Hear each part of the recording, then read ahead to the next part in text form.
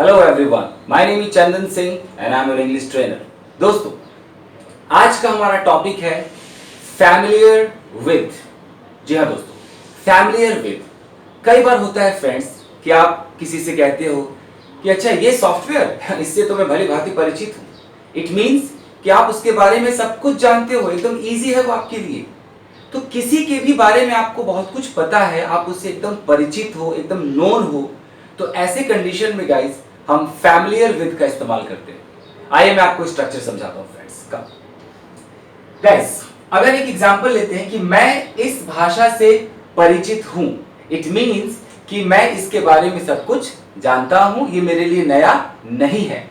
तो हम क्या करेंगे फ्रेंड्स, सबसे पहले सेंटेंस का जो बिगिनिंग पॉइंट है वो सब्जेक्ट से शुरू होगा। Subject means I, way, you, they, he, she. मैं बार बार बताता हूं सब्जेक्ट, ये आपका सब्जेक्ट है गाइस, जिसके बारे में हम बात कर रहे हैं। उसके बाद आपको हेल्पिंग वर्ब उठाना है।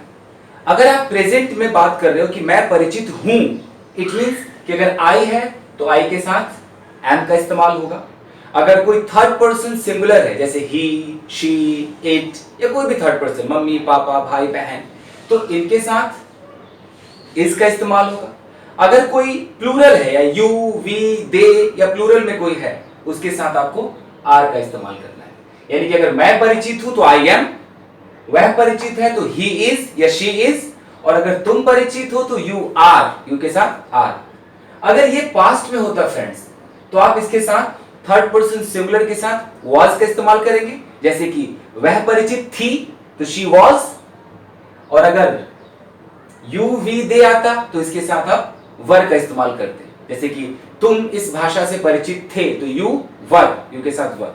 इसके साथ और भी हेल्पिंग वर्ब आप चाहे तो मॉडल्स का इस्तेमाल कर सकते हैं, शुड लगा सकते हैं, यू शुड बी, इस तरीके से आप यूज कर सकते हैं। फिलहाल मैंने सिर्फ ये इज, एम, आर और वाज वर्ब यहां पर दिखाया है। इसके बाद आपको यूज करना है फैमिलियर विद। ये आपको यहां हेल्पिंग वर्ब के बाद लगाना है, फैमिलियर विद। उसके बाद किस चीज से परिचित हैं, जिस चीज से आप परिचित हैं, जिसके बारे में आपको सब पता है, वो ऑब्जेक्ट दिखाइए। जैसे किसी भाषा से परिचित हैं तो फैमिलियर विद लैंग्वेज, किसी सॉफ्टवेयर से परिचित हैं तो फैमिलियर विद द सॉफ्टवेयर, आपसे मैं परिचित हूं तो I am familiar with you. इस तरीके से हम उसका जिक्र कर सकते हैं। कई बार अगर कोई वर्ब आता है तो उसे आईएनजी में दिखाना होता है। जैसे खाना पकाने से परिचित है तो पकाना कुक, तो आप आईएनजी दिखाइए, कुकिंग। सो गाइस, इस स्ट्रक्चर पर हम यहां दिए हुए सारे सेंटेंसेस को बना करके देखते हैं। तो सेंटेंस है कि मैं इस भाषा से परिचित हूं। मैं परिचित हूं मतलब आई, और आई के साथ कौन सा हेल्पिंग वर्ब लगेगा, एम, आई एम। फिर हमें लगाना है फैमिलियर विद, तो लिखते हैं फैमिलियर विद। ऑब्जेक्ट है इस भाषा से, तो इस भाषा की अंग्रेजी होगी दिस लैंग्वेज, दिस लैंग्वेज। तो I am familiar with this language, मैं इस भाषा से परिचित हूं। एक और सेंटेंस देखते हैं फ्रेंड्स, वह खाना पकाने से परिचित है। इट मींस कि उसे खाना पकाना ढंग से आता है, वो एकदम फैमिलियर है इससे, उसके लिए इजी है, ये वो कोई नया नहीं है। तो वह अगर मर्द है तो ही के साथ हेल्पिंग वर्ब इज, क्योंकि प्रेजेंट के अंदर बात हो रही है।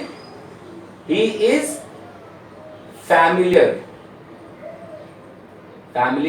विद खाना पकाना, तो पकाना कुक होता है, आप इसमें आईएनजी लगाइए, क्योंकि हमें यहां आईएनजी लगाना है वर्ब में, तो आप यहां पर कुकिंग कीजिए, cooking food. He is familiar with cooking food, वह खाना पकाने से परिचित है। मैं इस रीति रिवाज से परिचित नहीं था। कोई कस्टम होगा कहीं का, कोई रीति रिवाज होगा और आप परिचित नहीं थे, बाद में पता चला अच्छा सॉरी यार मैं परिचित नहीं था इससे, तो आप कैसे बोलेंगे, मैं यानी कि आई, और चूंकि था की फीलिंग आ रही है तो आप यहां से वाज उठाएंगे, आई के साथ वाज लगता है, तो आई वाज परिचित नहीं था। अगर नेगेटिव आ जाए तो आपको नॉट यहां लगाना है, ये जो हेल्पिंग वर्ब देख रहे हैं आप, इसके बाद आपको नॉट लगाना होगा। Am not, is not, are not, was not, were not. So I was not, फिर लगाइए फैमिलियर विद, इस रीति रिवाज से, दिस कस्टम,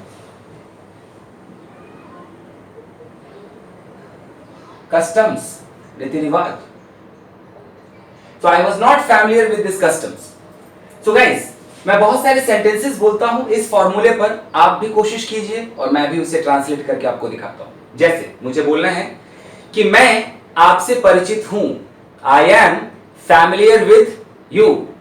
आप मुझसे परिचित नहीं हैं, You are not familiar with me. मैं इस बिजनेस से परिचित हूं, I am familiar with this business. वह इस बिजनेस से परिचित था, he was familiar with this business. आप इस देश के कानून से परिचित नहीं हैं, you are not familiar with the rules and regulations या the law of this country. Guys, अगर आप इंटरोगेटिव में किसी से सेंटेंस कोई सवाल पूछते हैं कि क्या तुम इस बिजनेस से परिचित हो, तो इंटरोगेटिव में गाइस इस हेल्पिंग वर्ब को आपको आगे कर देना है। ये जो भी इज, एम, आर, वाज, वर है वो यहां कर देना है, यानी कि क्या तुम इस बिजनेस से परिचित हो, क्या तुम, are you familiar with this business. अगर पूछना है कि क्या वह आपके रूल रेगुलेशन से परिचित है, इज ही और is she familiar with your rules and regulations. So guys, interrogative में आपको इन चीजों से शुरुआत करनी है, हेल्पिंग वर्ब से आपको शुरुआत करनी है। सो गाइस, ऐसे आप बहुत सारे सेंटेंसेस बनाइए जहां पर आपको लगे कि आप कह सकते हैं कि मैं इससे परिचित हूं या परिचित नहीं हूं। अगर आप परिचित हैं, नहीं हैं, या सवाल पूछना है तो आप इस फॉर्मूले का इस्तेमाल कीजिए और बहुत सारे सेंटेंसेस बनाइए फ्रेंड्स। अगर ये वीडियो आपको पसंद आया हो, इसे जरूर लाइक करें, सब्सक्राइब करें और अपने दोस्तों में शेयर करें। Till then, take care and keep practising. Thank you very much everyone.